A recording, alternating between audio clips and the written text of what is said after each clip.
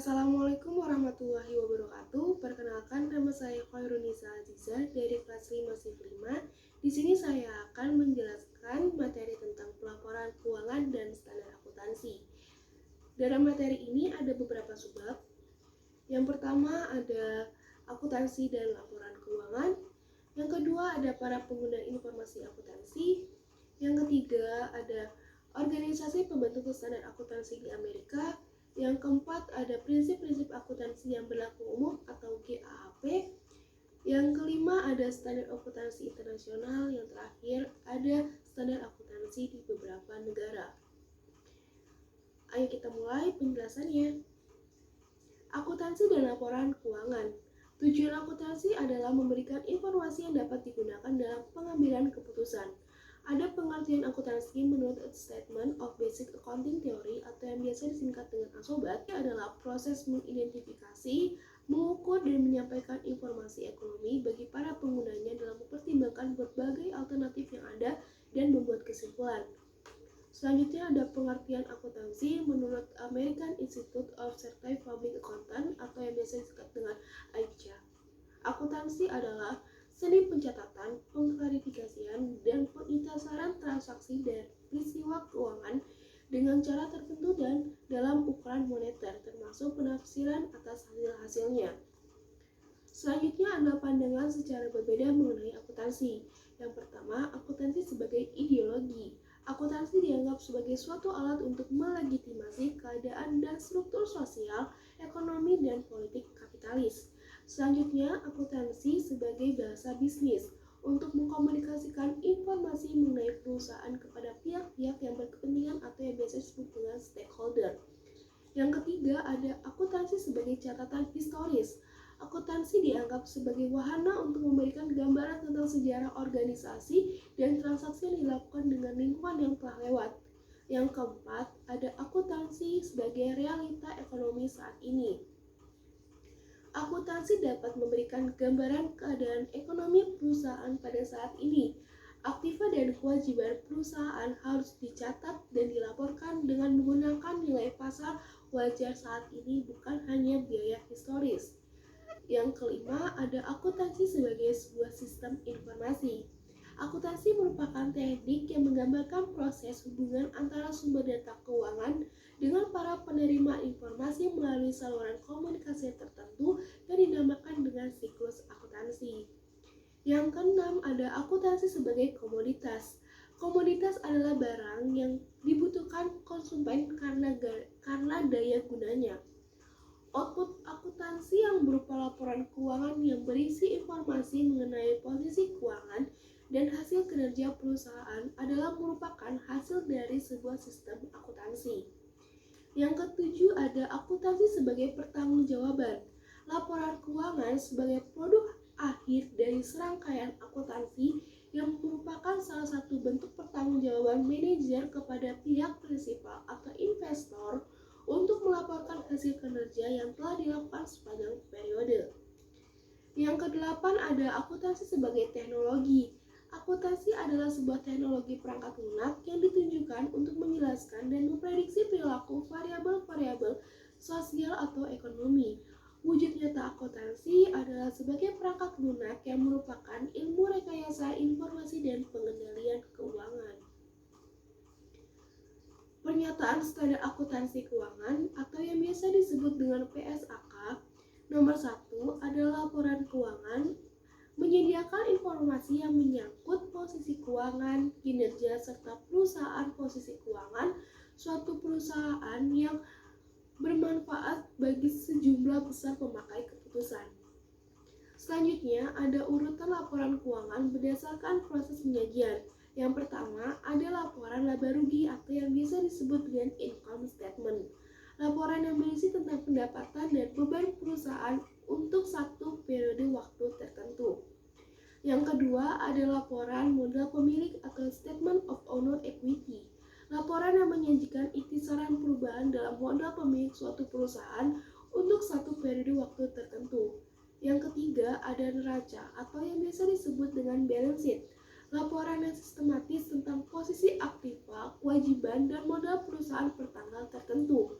Yang keempat ada laporan arus kas atau statement of cash flow. Laporan yang menggambarkan arus kas masuk dan arus kas keluar secara terperinci dari aktivitas operasional, aktivitas investasi, dan aktivitas pendanaan. Yang kelima ada catatan atas laporan keuangan untuk memberikan penjelasan yang lebih lengkap mengenai informasi yang disajikan dalam laporan keuangan. Selanjutnya ada para pengguna informasi akuntansi. Akuntansi dapat didefinisikan sebagai sebuah sistem informasi yang memberikan laporan kepada para pengguna informasi akuntansi atau kepada pihak-pihak yang memiliki kepentingan atau stakeholder terhadap hasil kinerja dan kondisi keuangan perusahaan. Dua jenis para pengguna informasi akuntansi. Yang pertama ada pemakai internal atau internal user, yang kedua ada pemakai eksternal atau external user.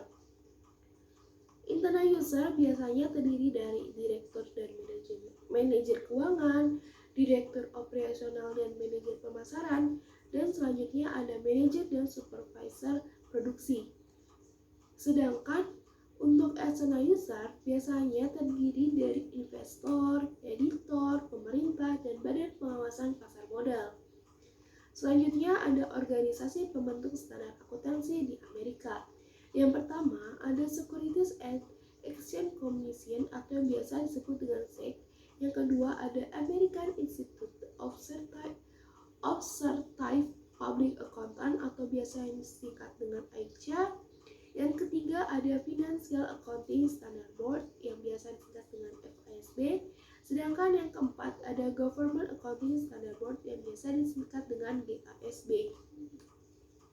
Yang pertama ada Securities and Exchange Commission yang biasa disingkat dengan SEC.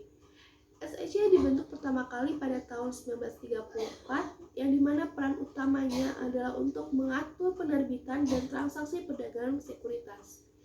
SEC sangat fokus terhadap pelaporan keuangan perusahaan publik dan pengembangan standar akuntansi.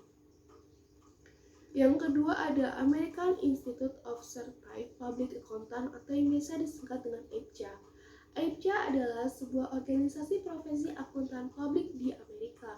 Organisasi ini didirikan pada tahun 1887 yang menerbitkan jurnal bulanan dengan nama Journal of Accountant.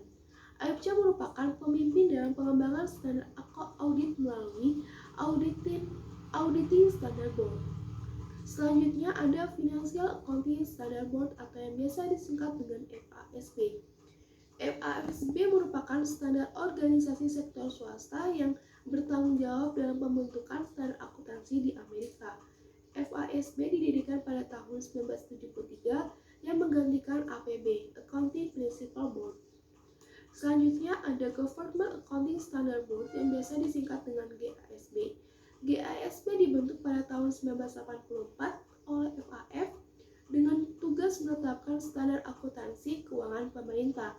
GASB memiliki dewan penasihat bernama Government Accounting Standard Advisory Council atau biasa disingkat dengan GASAC.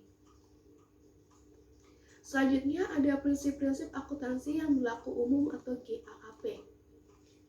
Prinsip-prinsip akuntansi yang berlaku umum atau General Accepted Accounting Principle merupakan sebagai pedoman dalam penyusunan laporan keuangan yang baku. GAAP bersumber dari beberapa ketetapan yang dikeluarkan oleh berbagai organisasi pembentuk standar akuntansi di Amerika yang terdiri dari FASB, IETF, AICA, dan SEC. Selanjutnya ada standar akuntansi internasional. Sejalan dengan era globalisasi dan perkembangan dunia usaha serta semakin terintegrasinya pergerakan dan pasar keuangan dunia, maka perlu adanya standar global. Era globalisasi dan perkembangan dunia usaha serta semakin terintegrasinya pergerakan dan pasar keuangan dunia, maka perlu adanya standar global. Standar tersebut memperoleh bentuk adanya dukungan dari IASB atau International Accounting Standard Board. Saat ini ada dua standar akuntansi keuangan yang digunakan secara internasional. Yang pertama ada GAAP Amerika dan IFRS, International Financial Reporting Standard. IFRS diterbitkan oleh IASB pada tahun 1973. Ada standar akuntansi di beberapa negara. Standar akuntansi yang disusun dan ditetapkan oleh badan profesi yang berwenang tidak akan berguna tanpa penerimaan secara luas dan juga tanpa adanya kesediaan dari para penggunanya untuk mengaplikasikan dalam pelaporan keuangan. Proses penetapan suatu standar akuntansi berbeda-beda dalam berbagai negara. Contohnya di Inggris dimandatkan oleh hukum. Ada dua sumber standar akuntansi keuangan di Inggris. Yang pertama, sesuai dengan hukum perusahaan, yang kedua dengan badan profesi akuntansi. Sedangkan di Jerman, standar akuntansi dibawa oleh hukum pajak. Persoalan pajak sangat mendominasi segala hal, di mana tidak ada pembuatan keputusan yang terpisah dari hukum pajak berkenan dengan pemilihan prinsip akuntansi apapun. Demikian materi yang dapat saya sampaikan, kurang lebih yang mohon maaf. Sampai bertemu di next video.